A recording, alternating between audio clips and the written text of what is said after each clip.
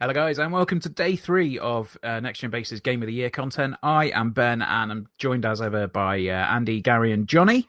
Howdy.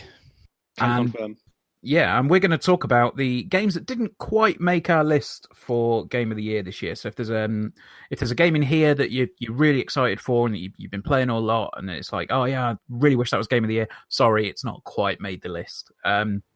But reasons. Yeah, it's one of those where, we've had quite a lot of good games this year. So, some games didn't quite make it. One game that falls into that bracket is Sea of Thieves. Now, Sea of Thieves is a game that we kind of played quite a bit when it came out, but I think it dropped off a lot of people's radars because it didn't have a huge amount of content straight away, did it? And it was, it just kind of... It fell off really quickly. I know, Andy, and I think, Gary, you joined us for a couple of streams and a couple of games of it, didn't you? Yeah. Yeah, I enjoyed what I played, to be honest. I think I played with you and Kieran, if I remember rightly. But it was one of them games where, like, I know they're releasing content for it now, but at the time it was like they wasn't really doing much with it. They were doing little pieces here and there, but it just sort of... I think a lot of people just played it and thought, yeah, that's good, and then sort of moved on to the next thing. And that was my sort of issue with it. I know it's very much like Destiny in a way. It sort of evolves over the time. Like it gets better, obviously, when they release new stuff and that. So yeah, what I played, I did enjoy it, but it didn't really hook me in and sort of keep me playing, if that makes sense. Yeah, absolutely. And I think Andy, I think you're sort of in the same bracket as that one. I mean, I kind of enjoyed it when I was playing it. It's one of those games that I think if you've got mates and you're playing with them, then you can kind of make your own fun. And I know that's kind of that cliched thing. And I know Bethesda kind of used that with the game that we don't want to talk about because we've already battered it to death enough. That, it's designed to sort of make your own fun. But I kind of felt that after you'd had that sort of initial running around the world, it was a game that very, very quickly started to show its cracks, especially in that sort of very early release. And there was a lot about it that I really wasn't that keen on, like the absolutely relentless kind of trolling that was done in it. I mean, yeah, it's fine if you're having sort of a sea battle with randos, that's all good. But when you're trying to claim loot and stuff like that, and you've got someone camp spawning you, spawn killing, yeah, that's the one. It felt like it was some interesting mechanics in search of a good idea for a game. I think it was a bit of a... It didn't quite make the list in the biggest disappointments because I think it was essentially what we expected it to be, in that, a lot of people said, oh, this is basically going to be No Man's Sky, but with pirates. And I think Rare seem to be doing the right thing with it. They seem to be, slowly dripping content out, but I think it needed a more of a flood of content to come through quite quickly. And it lost, well, from anecdotally, it seemed to lose quite a lot of people. I don't know what the official figures are, but I know it did really well at first, and it seems to have sort of petered out a little bit. But it does feel a bit too little too late with the stuff that they're pushing out for it. So I don't know. We'll see. It's an interesting one because it could have been my most disappointing game of the year, but I did actually creep it at one point onto my list. Right at the bottom. And then it got I mean, Kieran put it through as one of his best games. So he said he said exactly the same. He says Sea of Thieves very nearly wound up in the most disappointing pile, but upon reflection, I couldn't really bring myself to do that. You may then think it's odd that removing it from such a damning category to the most prestigious is ridiculous. While Sea of Thieves did lack any kind of tangible content upon release, it's been supported with a number of post-launch updates, community events, a new map, and a bunch of new quests to boot, but the core game itself is genuinely fun to play. Which, I mean, that kind of sums it up, really. I think Robin also had it in his list where he said that normally doesn't like online multiplayer games, but he loves co-op titles. So despite the presence of online random players, the cooperative pirate crew gameplay drew me into Sea of Thieves, and I loved every minute of it. The game may have been a bit empty to begin with, but Rare are dedicated to supporting and updating the title, which has already evolved vastly since launch. So, I dropped off Sea of Thieves when I got griefed mercilessly on the way back from one of the skull coves, and I think my ship just got battered, and I just jumped off it and watched it sail off into the distance. And I don't think I've been back online since. So, yeah, it's We're saltier than the sea that you were sailing in. Oh, God, that's terrible. Anyway, we'll move on from Sea of Thieves. Johnny, one that you put in your list was Far Cry 5. Yeah. Yes, I did. So that's obviously, big sequel to a tentpole franchise for Ubisoft. Let's go through it a little bit. I mean, how did you find it and all of that stuff, really? The Ubisoft game. Yeah, it's all right. It's a bit generic, isn't it? Far Cry, in terms of like first-person open world jobby. But I liked it though. I thought it looked pretty sweet. I liked the kind of bent it had. The kind of religious cultist thing. That was a nice little twist. I can't think of many video games that do that. And it had some good characters in that as well. There was the kind of Messiah dude as well. I think his name's Joseph, isn't it? Yes. The main dude in it. Yeah, it was all right. It bugged me because it started with one of those sequences where you are on the back of a vehicle and you have to shoot things. Has there ever been a game that's done that well? I think Uncharted did it fairly well. No, it didn't.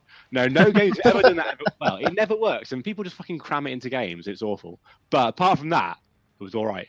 Once you had a bit more autonomy over what you were doing, and you could drive your own vehicles and stuff, it was great. And you'd a real good range of vehicles as well. Go by land and sea and stuff, and you'd be trotting about, and then a mountain line would appear.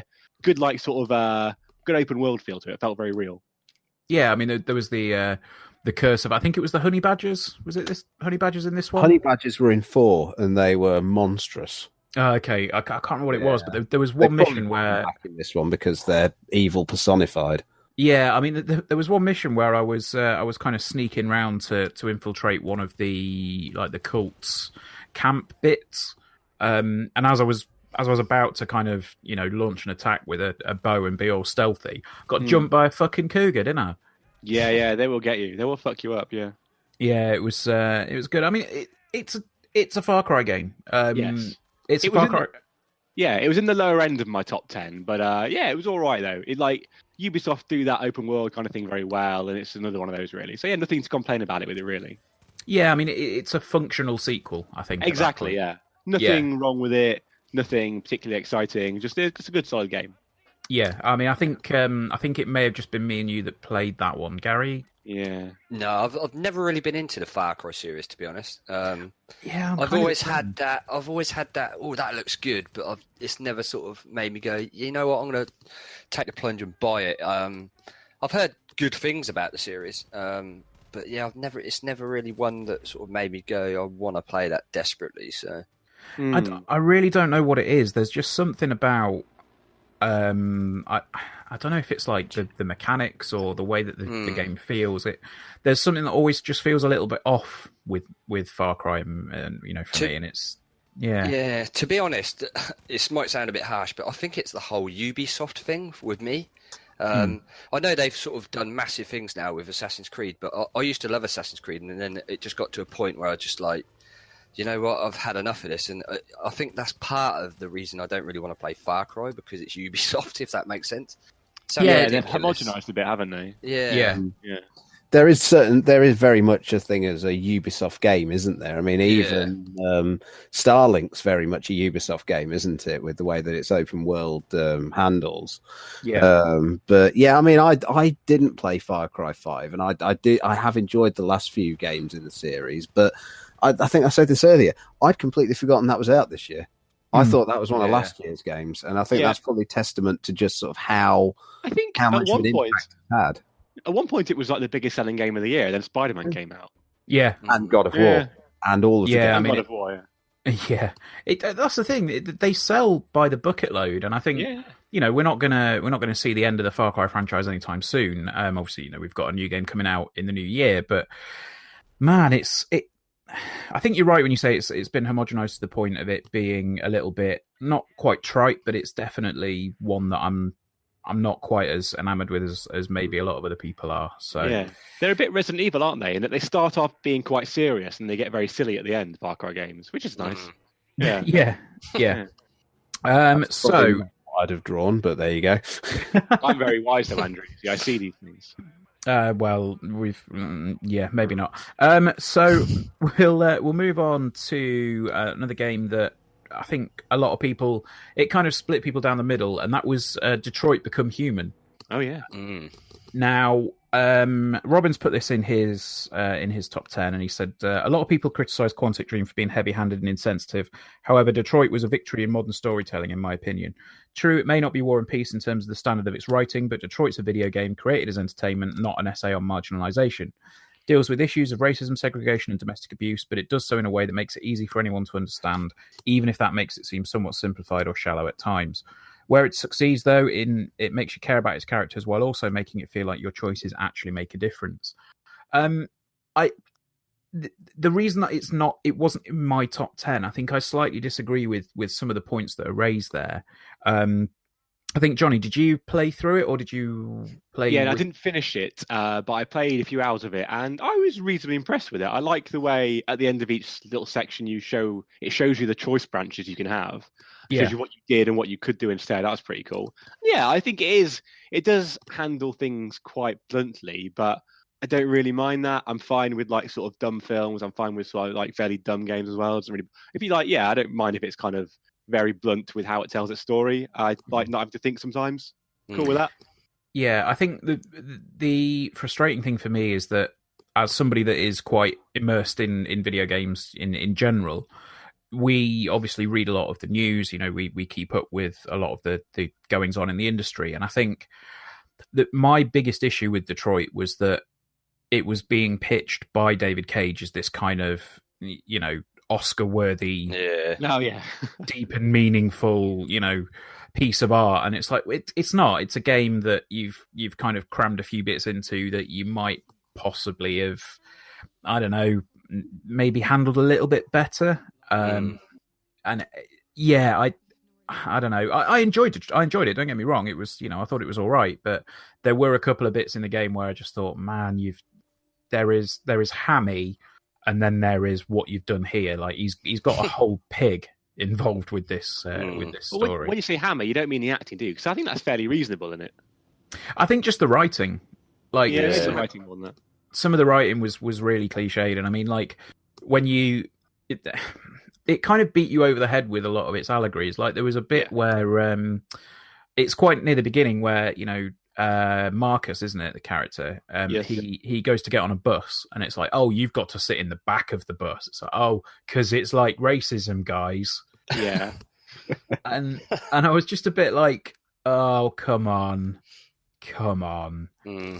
But overall, yeah, it's a fun game. It's worth playing if you've not picked it up. I think it's actually really cheap at the minute as well. So it's about £15 in some places, I think, isn't it?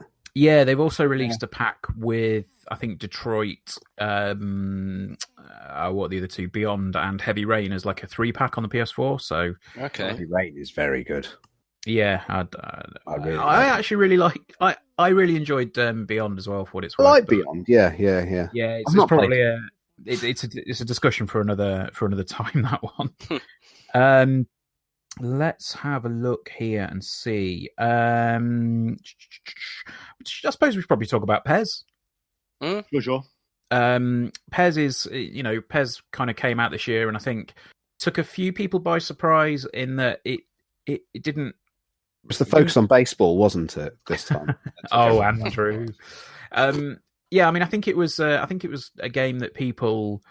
I think some people expected it to be this huge like revolution in gameplay and all the rest of it, but I think, you know, people close to it and people that follow it knew they weren't going to get that.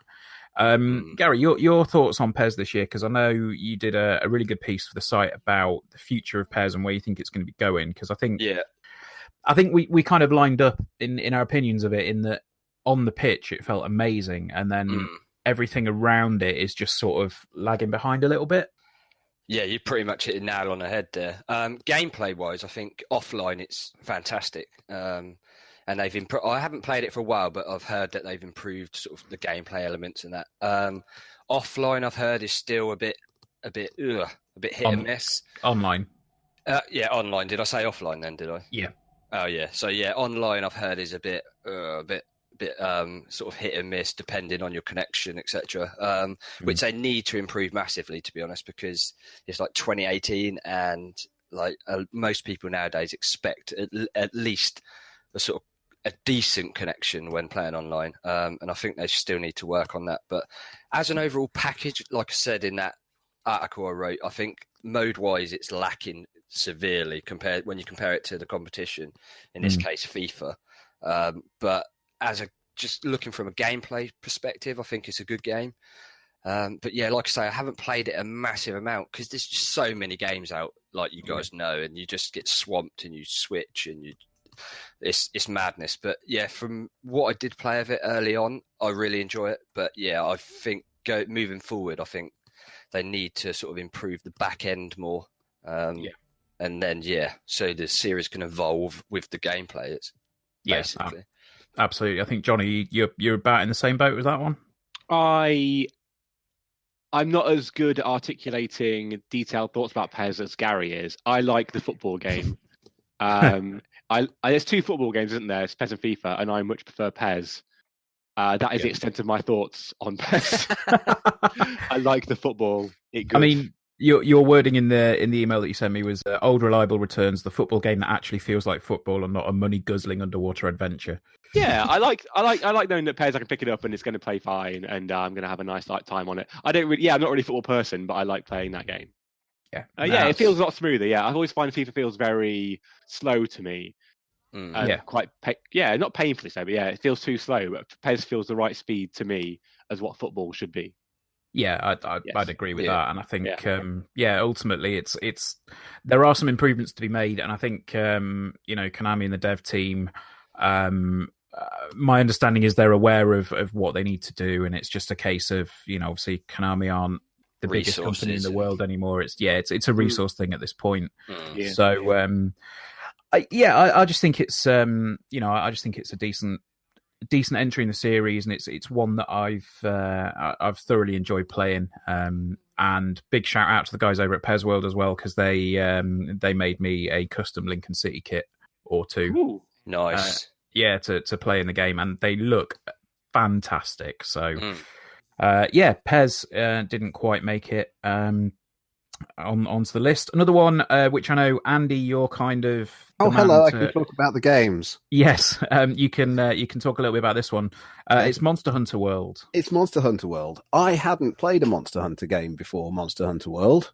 Well, I kind of dipped into I think a demo of the Wii U one of the Wii U Monster Hunter games. And I found it a bit odd and confusing, and didn't really go any further with it. But Monster Hunter World, I kind of under-narred over, watched a few videos of it online, because I thought it looked like an absolutely incredible looking game. But obviously the mechanics, I was kind of sort of a bit wary of, having sort of previously experienced it. But it's very much a Monster Hunter game that's been designed for people who probably don't like Monster Hunter games. In that the mechanics are all a lot streamlined. They're all sort of quite well explained to you. It is incredibly deep. It looks absolutely stunning. It's possibly a bit grindy in places, in that you kind of have to repeat encounters to grind for monster parts to kind of build better gear to be able to take on the later monsters. And it's just a really lovely, quite sort of different feeling game. It's got some really massive enemies in it that you take on, some huge encounters, and it's got a lot of different mechanics that are available to you from the get-go, which I found quite an interesting thing, is that all the different weapon categories you can pick and choose between at the start of the game. So you can experiment with each one and kind of figure out what you prefer, because I don't particularly feel like there's any advantages or disadvantages, but some of them are quite a bit more complex than others. And it's really, it's just a nice game. It's a really interesting game. It's good. Okay. I mean, I think it's one that it's not for me, I think is probably fair to say. And I think you may be of the same persuasion, Gary and Johnny. Yep, nailed on. Pretty much. Yeah, Johnny. I actually almost picked it up, Monster Hunter World, because it came out at an interesting point, didn't it? Did it come out in sort of January or February? It was earlier on in the year for sure. Early February. Yeah, it came out at a time when there was literally like fuck all else to play. Everyone was like, And I was like, I mean, I might get Monster. I've never played one before, but I want to play something. And I think something eventually came out, and I got that instead. But yeah, no, I heard it was quite deep and quite involved. And even though the thought of battering big monsters appeals, and the trailer that came out for it looks great, I was like, yeah, I'm not into sort of super deep kind of like item menus and Dark Souls and things like that. So I kind of left it alone in the end. Yeah. I mean, Deb put it in her list. She said that I always found it hard to get to grips with Monster Hunter in the past, especially on a smaller handheld consoles, where I'd eventually get frustrated and just give up. Luckily for me, Monster Hunter World seemed far more accessible and finally allowed me to have the experience I always wanted. With challenging and tactical combat, complex upgrades, and character customization, I had such a fantastic time with my hunts that than I was previously able to. What really made this a great experience, though, was the fantastic community that built up around it. From sharing tips and offering help to teaming up with friends and fans alike, it was hard not to have a fun time. Which, but is basically what you've said there, Andy, in that it's a more accessible Monster Hunter game that I think has been needed for quite a while. Yes, I think that's... Yeah, I can agree with that. Yeah, so another game that didn't quite make our list, and this is one for me to just kind of effuse about for a bit because I love this game, and that is Into the Breach. Into the Breach is by the guys that did FTL. It's the same kind of art style, but it's like an isometric top-down strategy game, really, and it's a turn-based game. There's huge monsters that have kind of taken over. They're attacking humans. You've got to get into these giant mechs and go down onto it, and go down onto the planet and kill them all. I really, really like this game. I think it's got so much about it that is just really good fun. It's pure strategy, really, which is amazing because I'm not the most strategic person in the world, and I'm amazed that I can actually hold my own in it. But the one cool thing about it is when you do a run, because it's kind of like a roguelike in a way, in that you have 4 areas, I think it is. So you get like 3 areas that you can start in, and then you have a final area. You can work your way through the areas, or as soon as the final area is open, you can just go to it straight away. But each time the maps change a little bit, and you get different abilities that pop up, and it's very much like FTL in that you choose your own path and you find where you want to be. But the coolest thing about Into the Breach is when you do die in a run, you'll be able to take one of your previous pilots of one of the mechs, take them back, and go through another run. So essentially you can keep one pilot alive through your whole span of the game, if you like, if that's the way you want to do it. And yeah, I absolutely love Into the Breach. It's available on the Switch as well now, because when it initially came out, it was just on PC. I've held off buying it because I have a funny feeling that if I buy it on the Switch, I will never get any work done ever. I was going to say, that's the perfect game for the Switch, right? Yeah, it is. It's absolutely brilliant. And I'm not sure if it's touchscreen enabled when you've got it out of the dock, but yeah, it's a great game. I absolutely love it. I know, Johnny, you sat with me on a video for it, and I don't think you were quite as enamored with it as I was. I did not feel the need to go and purchase it straight away, no. Yeah, it's... So you say it's a turn-based strategy game, is it? Yeah, so you kind of move your mechs about, and then the enemies move, and then you kind of... Or you move, you attack, the enemies move, they attack. Right. And it's all about the strategic placement of where you're going to put everything. So yeah, it's a great game. I absolutely love it. So there we go. That's Into the Breach. One that I think Andy's going to talk a little bit about now is Dead Cells, because that's one that I think a lot of people have been talking about this year, but it kind of slipped us by. I think the reason it slipped us by is because I've been playing it for well over a year, because it was actually out in early access last year. But because of your stupid rules for not allowing early access games on Game of the Year lists, I couldn't put it on last year. That's why Fortnite's not on the list. I stuck it on this year because it actually came out this year, and it came out on everything, I think. So it's definitely available on PS4 and Switch and PC, and I think it's available on Xbox One as well. And It's kind of a Metroidvania-y roguelite, although it's a bit less focused on the Metroidvania-y aspect because it's not that interconnected. It's more a sort of a series of levels with very sort of Castlevania-style sort of action platforming. But the big draw is that, again, it's like Into the Breach. It's got that roguelite sort of thing going for it that, you do runs, you get better gear through the runs that persist then through other runs. And the idea is you have to kind of try and advance through these randomly generated worlds, hunting down bosses and killing them and getting to the end of the game.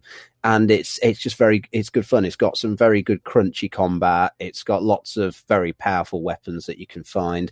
The randomness can be a bit wearing at times, but it's kind of made up for it by the fact that it's just so much of an enjoyable game to play. And certainly having played it from sort of the early access times, coming through to sort of now that it's a more fully featured title with perks and sort of better leveling up and different sort of tech tree stuff in it. It's been great to sort of see it evolve in such a way, and it's nice that everyone can play it now, and I can put it on my Game of the Year list. So, well, it's not made our top 10, unfortunately. It's not, but I think again that's mainly because there's a lot of people that haven't quite played it yet. So. I think there's probably a couple more that we're gonna mention quickly. One that Johnny, I think you put on your list was actually one that surprised me a little bit. Hello. And that was Metal Gear Survive. Why did that surprise you, Benjamin? Because it wasn't amazing, but we had a good time with it. How very dare you? I think I liked it because I keep going back to Metal Gear 5. But Metal Gear 5 is a game I enjoyed playing, but just could not give a single fuck about the story. And this game doesn't really have a story. So I was like, I can play this and enjoy it. And I don't have to understand what's going on because nothing's really going on. I'm just like building a base and poking zombies through a fence. So I was all right with that. Yeah, it's... The weird thing is, like, as an unashamed and, admitted fan of Metal Gear, you're wrong about Metal Gear 5. I'm not. But carry on. You absolutely are. Continue. But the thing is with Metal Gear Survive is it's obviously been released it's been released under a cloud, let's just say. It's the first kind of post Kojima Metal Gear project that Konami have undertaken. Yeah. And a lot of people turn around and went, "Oh, well, of course they've released a zombie survival game because that's all that's popular right now." It's like, well, yes and no. I mean, it's they needed to do something with the franchise, and I can't blame them for doing it because it's ultimately video games are a business. You need to make money. If you can do something that doesn't cost you a huge amount of money to get some sales from hardcore fans or people that are just curious about it, you're gonna get something back from it. So I think the fact that they put a little bit of a story in there that was a bit nonsense, and I think the focus on like the co-op side of it, I think it was all right. Like it was a decent enough game. I don't think it was going to be really troubling the top 10 of the Game of the Year list, but it was fun for what it was. And I think, like Andy said about Sea of Thieves, and like you kind of insinuated about Fallout, is that it's more fun when you play it with friends, but then so are a lot of other things as well that wouldn't necessarily be fun. Waterboarding's probably more fun with friends. That's Johnny's joke. Was that Johnny's joke? I'm sorry, I stole that. that was indeed Johnny's joke about Fallout. But yeah, like the thing is with Metal Gear is that, and again, this is the point that Johnny raised, is that Metal Gear Survive took the mechanics and the gameplay from Metal Gear Solid 5, which was a solid game, and they've implemented that into an online experience, which is actually kind of fun. But then what Fallout did was they kind of took a broken game and tried to make it an online game, which really didn't work. So, yeah, Metal Gear Survive is one that I think it, as I say, it divided people, but we kind of enjoyed it for what it was for a time. I should probably go back to it at some point, actually, because it's I need to see what they've done with it, because they've put a few events out around they're themed around the old Metal Gear games, which is quite interesting. Oh yeah. Yeah, I think they did one for Metal Gear MGS3, so that's quite cool. Let's get our big pointy sticks out and get on it tonight. Maybe not tonight. I'm a bit busy, but anyway, one that was actually on the list but got knocked off at the last minute is Overcooked 2. So Overcooked 2, very obviously, the sequel to Overcooked, which is a game that we have enjoyed massively. Admittedly, the main stuff that we've done with it has been at 3:00 in the morning when we've all been very tired at the end of a 24-hour long live stream. Yeah, it was the Game Blast stuff. We sort of did Overcooked at the end of Game Blast, and I think this year we're probably going to do it again with Overcooked 2 at the end of it. Oh shit, are we doing that again? Johnny get angry when you played Overcooked? No. Overcooked didn't make me angry. It makes me existentially sad. I got angry at keep talking, no one explodes. Yeah. You got very angry at that. You did, yeah. But yeah, so I mean, for 24 hours. Fuck you guys. So we'll talk. Let's get the subject back onto Overcooked 2 because it's a fun game. Gary, is it one that you've played a lot of, or? I've played a little bit of the original, but I've got a list of shame where I basically just write down the games I need to play but haven't yet, and that is on there. So I've heard that this one's got a single player. Is that right? The first one had a single player as well, but it's really? I think it's a little bit more fleshed out with this one. So you can. But is it? For me, I would like the reason I would be buying Overcooked 2 is for like playing with friends and that. I just can't imagine it being that much fun on your own. Yeah, it's all right. You get used to the mechanics, you get used to the way that the game plays and all the rest of it. We've actually got a friend up here that completed the whole of the first Overcooked in single player. Wow. And didn't actually touch the multiplayer at all. Wow, that's impressive. Yeah, I mean, it's amazing, really. Is it Octodad? Overcooked 2, basically, much the same as Hitman and what we talked about with Doom, where we would be happy if Overcooked 2 is basically more Overcooked with a couple of new mechanics. Like you can throw ingredients to each other, you can throw things across the kitchen, which is huge amounts of fun. And it's just multiplayer chaos. I think you said in your list to me, Johnny, you said chaos and anxiety rolled up into a cutesy, often hilarious tale of battling the undead using cooking, which is... Yeah, I think that's the biggest leap between the first and second. Is the second one seems like they've put more effort into the single player with the writing and like making it sort of quite adorable and funny. Yeah. Other than that, I mean, like, there are extra little things you can cook, like they have like a mixer and stuff, and I think what's the other thing you can do? There's lots of like extra things you can do and cook, but if you were on a level where you didn't have to do that, you wouldn't know it was a second one. I don't think it looks and plays very similar.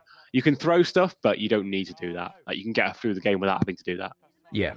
So Yeah, I mean, Robin put it in his list. He said, Overcooked 2 is a fitting second course to the series. Even managed to make its levels less tear your hair out frustrating while still keeping them immensely challenging and fun. Played in co-op, this is one of the most fun gaming experiences you can have with 3 other friends. The margins for disaster and glory are sometimes razor thin, but never feel out of reach, making this a game that you can keep coming back to as you look to 3-star every level. Which, yeah, I think that's spot on. One of my friends, he actually calls it the monopoly of the video game world. Oh yeah, it absolutely is. Like I think can get to a point where it's just like stress. I think it's the only game that could make me scream, "Just chuck me a fucking lettuce, you useless prick." That's amazing. But yeah, I did say that was the last one, but I do want to give a quick mention actually to Yakuza 6, The Song of Life, which was a very high list pick for Robin. He says, the absolute pinnacle of a tremendous series, Yakuza 6 refines nearly every aspect of what's come before, making it the most playable and enjoyable entry yet. Maintains all the craziness of its predecessors, but finally provides a more human storyline that propels the narrative forward in a more compelling way than ever before. And the Yakuza series is it's a series that I personally have never really delved into all that much. Have any of you guys picked them up? Little bits I've played over the years, but nothing to sort of make me want to stick with it, to be honest. Yeah. They are good games. I can see they're good games, but they are mental crazy. But yeah, I've heard this one is very good from what I've heard. Yeah. But I don't know if you have to be into the series in general to sort of get it now. I don't know, but Yeah, I mean, they put. I think they put Kiwami out on PS Plus. Yes. Yeah, there's been a few. Yeah, so Kiwami is obviously I think that's the remake of the first game. yeah. So now, if you wanted to play the series, you'd have to go Yakuza 0, which is the prologue or the prequel. Sorry. Yeah. Then you have Yakuza Kiwami. Then they're doing Kiwami 2. Then 3, 4, 5, 6, and whatever else you can do. Johnny, you've been a bit into the Yakuza series, haven't you? I played half of 0, and then I had to stop to review something. But the half I played was pretty enjoyable. It's like Gary says, it's a proper ridiculous game. Like I think in the first quarter of an hour, it has one of these rhythm game karaoke sequences. Yeah. Awesome. Yeah, and that's very good. Cool. So that is that is essentially the best of the rest of 2018. There are some kind of notable omissions on the list completely. I mean, for example, there's stuff that we've just not had a chance to play this year. I know that personally, I really want to play Celeste. I know that's going to make a lot of lists. Yeah, Celeste is so good. Yeah, and again, things like Dead Cells, I've not played, and there's quite a lot of games that although we're a website that covers games and we all play an awful lot of games, we all have full-time jobs as well. So kind of doing that on top of everything else as well is sometimes quite challenging. So there's going to be some entries next year, no doubt, into the best old game category that we've missed out this time round. But that's going to do us for day 3. Thank you for joining me, guys, and we will see you tomorrow for day 4, which is the top 10 countdown. True that. Ooh. Get your guesses in now. Yeah, comment below, see what you think is going to be in our top 10, and if you really want to, try and guess the order. I'm sure there might be some people that get it. If you guys comment, you guys aren't allowed to comment, by the way. Oh, boo. Because we've already recorded day 4. Yeah. And we know what the top 10 is. We do. So, Don't lift the curtain. yeah. Sometimes Anyway. See behind the scenes to sort of understand what it's like, though. It humanises us. Yeah. But, I guess it does, in a way, because we're otherwise just robots behind a screen. We're getting a bit existential, aren't we? Right, let's call that a day for day 3, and we'll see you guys tomorrow. Take care. Bye-bye. Bye.